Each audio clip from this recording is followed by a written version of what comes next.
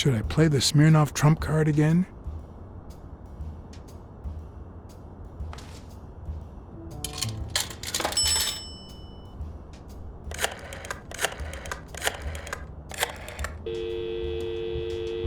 Smirnoff didn't know what to think. He asked me to watch out and call him as soon as I had more information. He also told me that Gil had finally talked. He denied having blocked the basement door and said the truck door opened, but he got knocked on the head as soon as he tried to get out. He then woke up when the police found him beside the basement door. Obviously, the same person who had jammed the door had carried him there.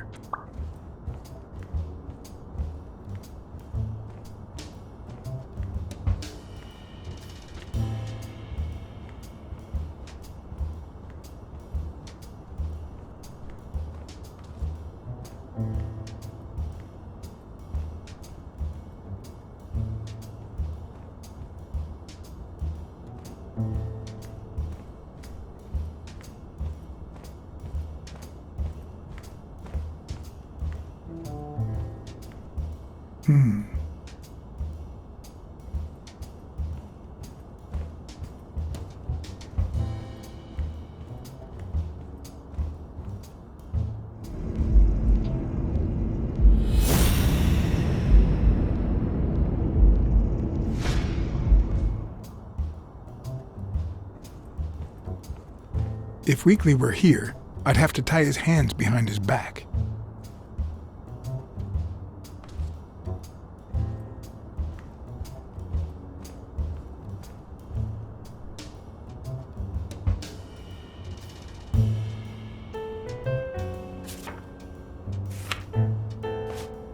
So, you had something to do with that chest expander after all.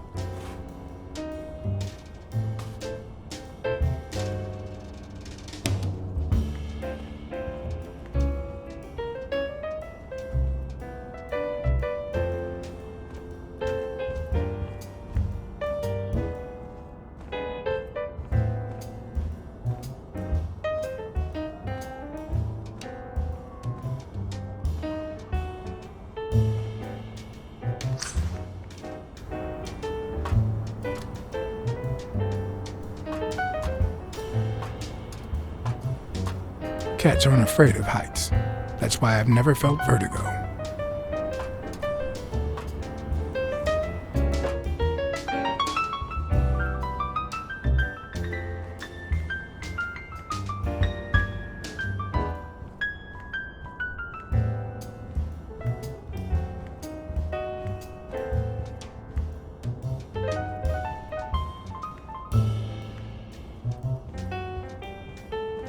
In my experience, when something looks really good, it ends up smelling really bad.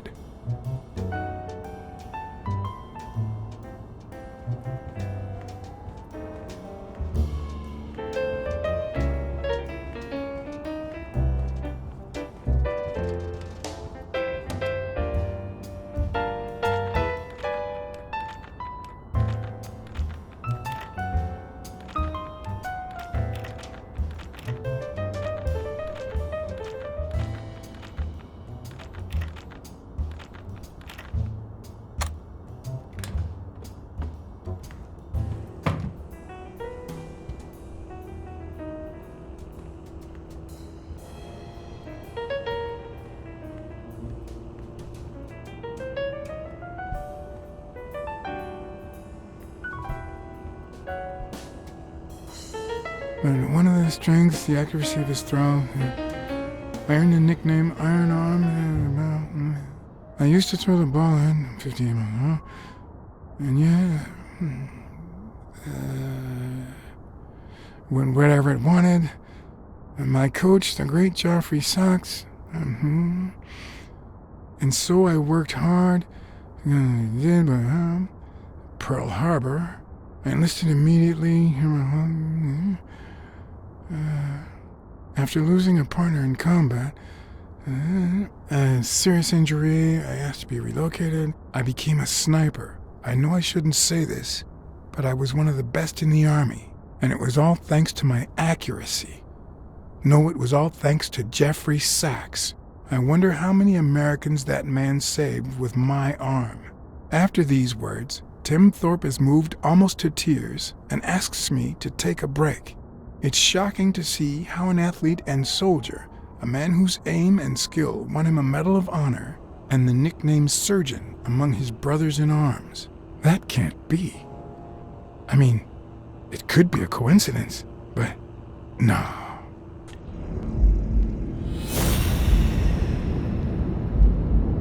Why am I surprised? In every investigation, there comes a point where every single lead seems to go down the drain.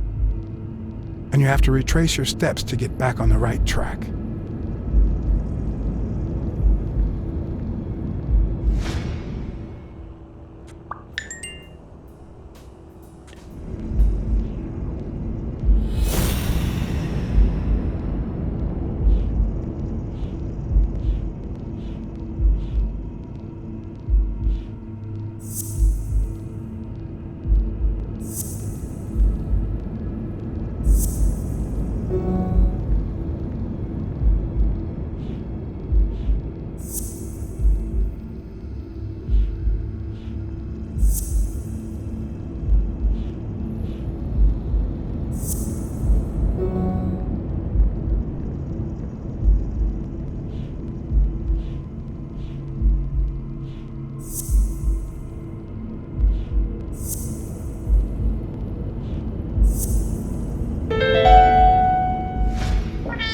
That's it. Thorpe is the man behind the whole drug operation.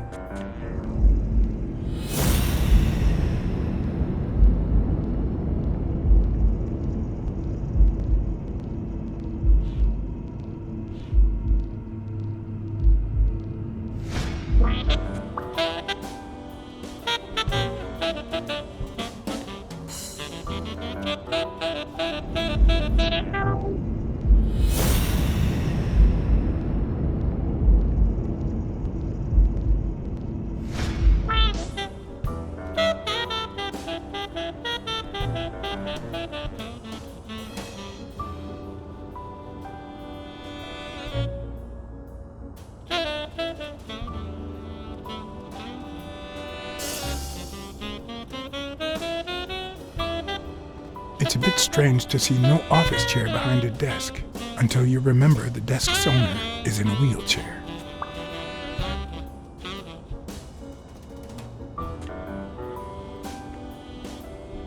I better not use it. It might be connected to the switchboard at the front desk.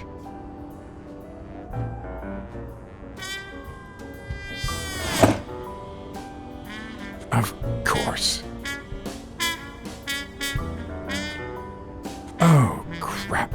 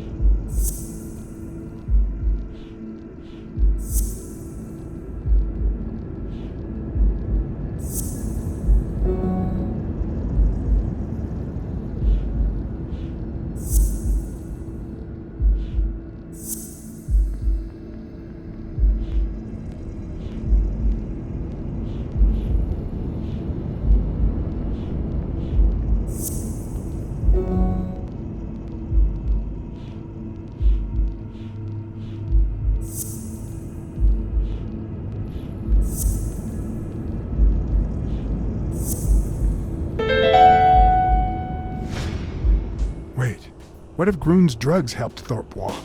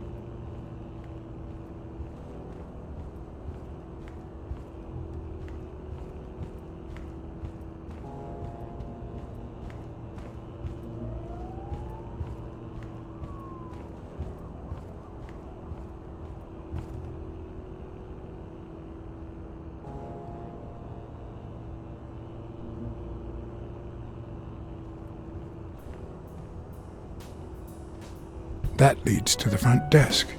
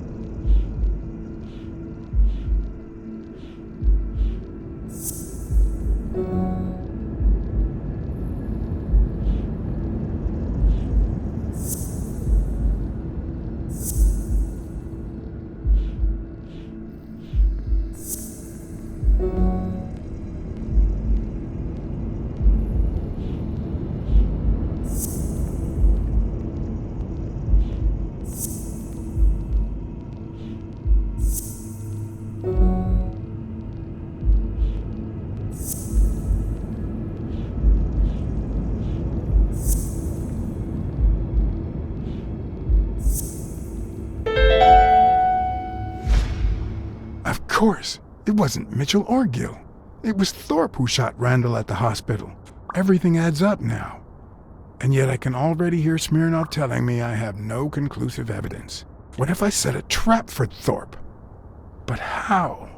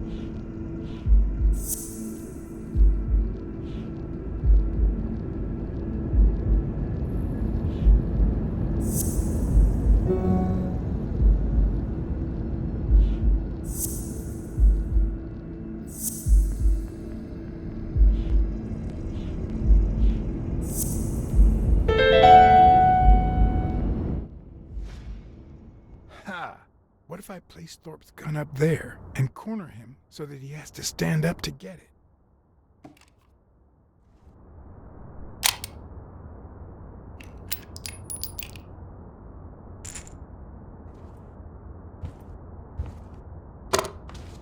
The show was about to begin. All I needed was an audience and some patience.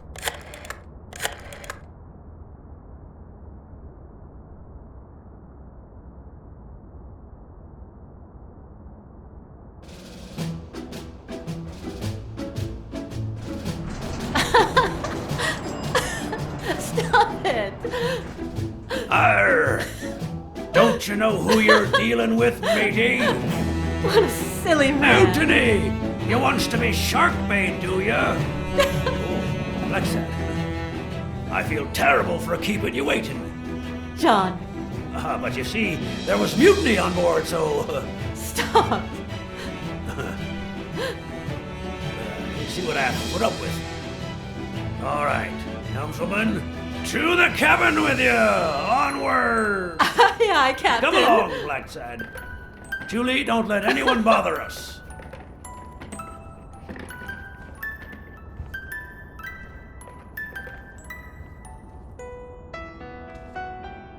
Honey, will you wait in the boardroom for me, please? But, I'll just be a minute then. I think you've already suffered enough. okay. And think about where you'd like to have dinner tonight, okay?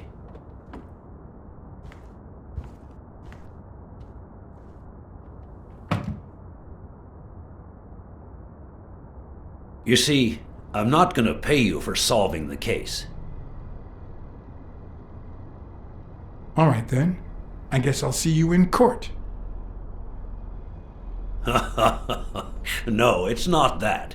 You'll get every penny we agreed on, and more. But not because you solved the case, but for her. 2 days ago, she wanted to end it all. Drop out of college, sell the gym. Too many wounds to heal. But through your incredible work, you managed to heal them. Well, perhaps not completely. It takes time to get over something like this. But at least, thanks to you, Sonia wants to be happy. She has hope. I'm going to help her make Dunn's Gym the best in the city. Who would have ever guessed it, huh?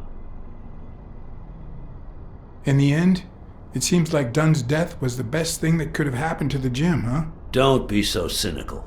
By God, can't you stop playing the hard-boiled detective for 1 second? Anyway, back to the case. All those people you confronted. Gill, the German doctor, even Mitchell. Huh. I would have never suspected him. Did they say anything? Why did they do it? Did they mention any accomplices?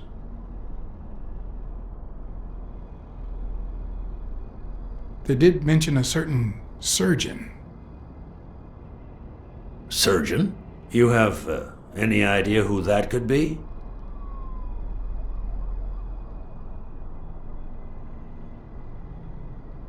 A journalist told me. Ring a bell?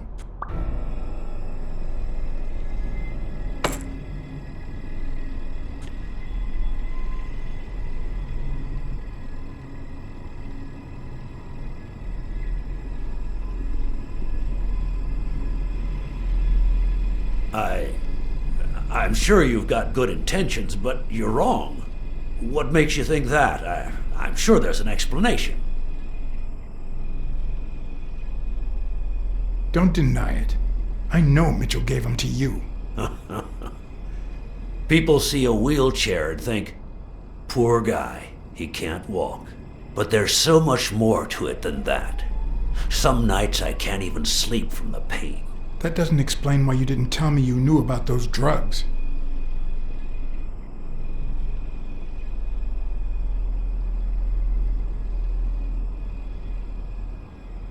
I know you ordered Randall Lee to kill Joe Dunn. And you tried to frame Bobby Yale, who had recently given up your medical services. Joe was my friend, don't you get it? I hired you to solve this damn case. You think that's what a murderer would do? Only because you thought I'd blame Bobby Yale and drop the case. But as soon as I realized something wasn't right, you sent Randall Lee and Gil to give me a scare. And when all that failed, you ordered Lee to kill me. You're the type that won't open his jaws once he's got his prey, aren't you?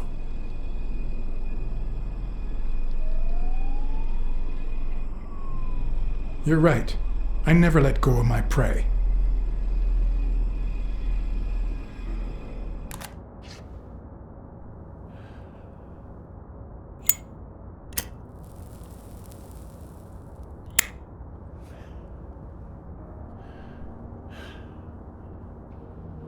Put yourself in my place for a minute.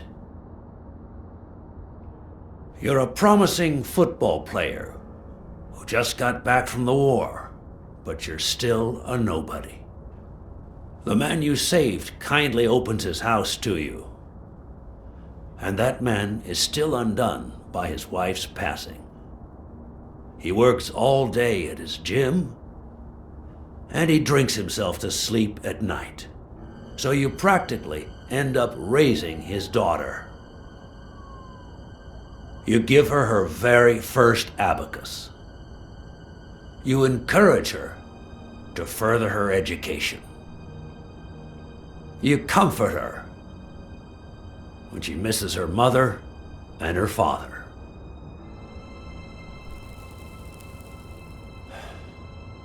Meanwhile, your sporting career takes off. Life is good.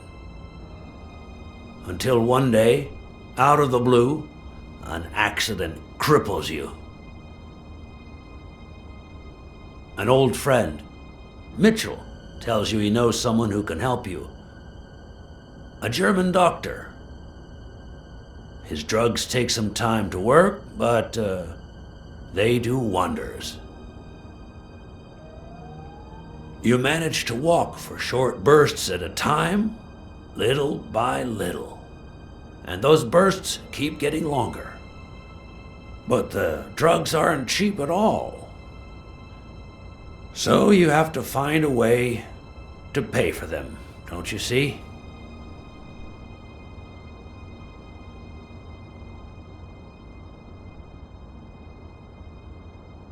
So you started by selling drugs to athletes.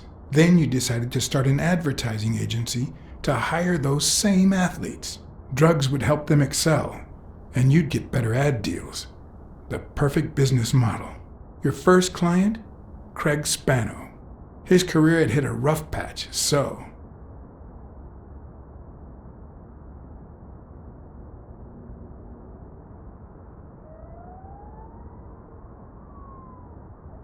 He was the guinea pig for your new operation.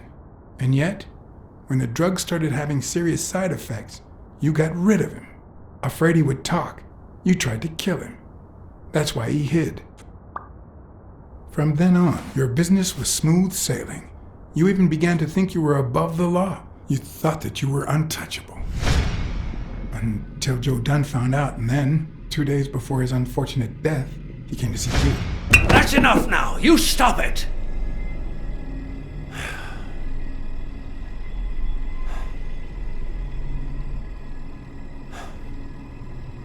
Now, I don't know if I'm above the law, but I am sure as hell not beneath it.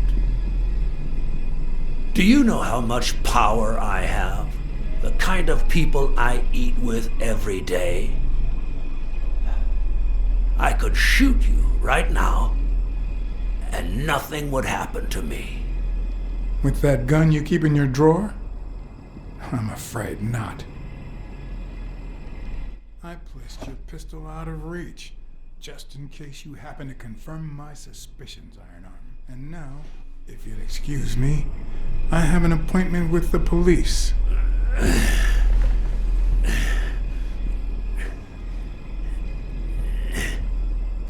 I won't let anyone wreck my life again. Sonia and I, we deserve a future. You can come in now, Smirnoff. Timothy Wilson Thorpe, drop your weapon. You're under arrest. You have the right to remain silent. Anything you say can and will be used against you in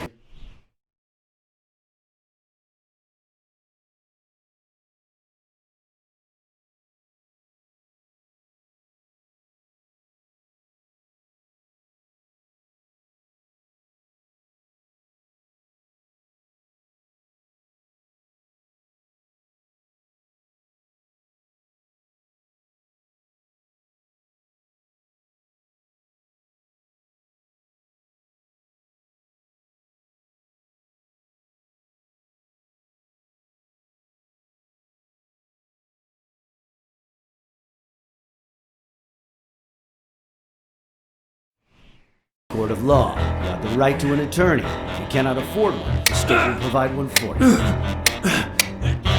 Mr. Thorpe.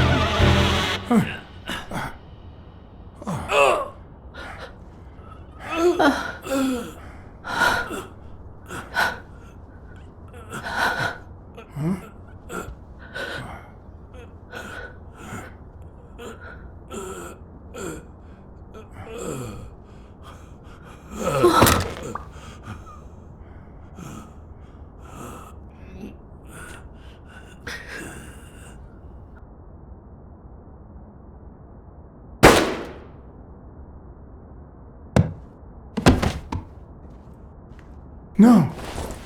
Oh, no.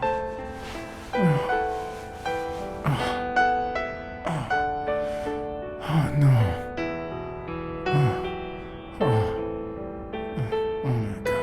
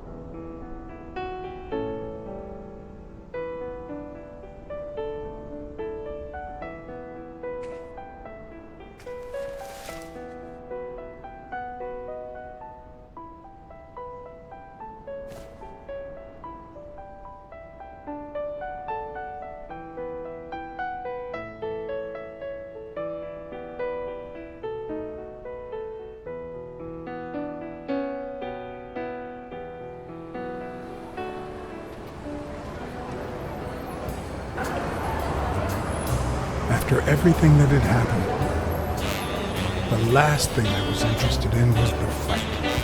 Did Yale take drugs before the fight? Did Stone let him win? I had done everything in my power for things to go the way my moral compass dictated. Whether anyone would listen to me, that was another story.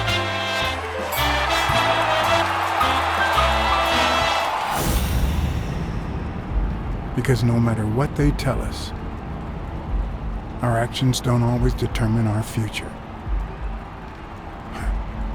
My moral compass. As if I even knew what that means. I didn't even know what to think of my performance throughout the case.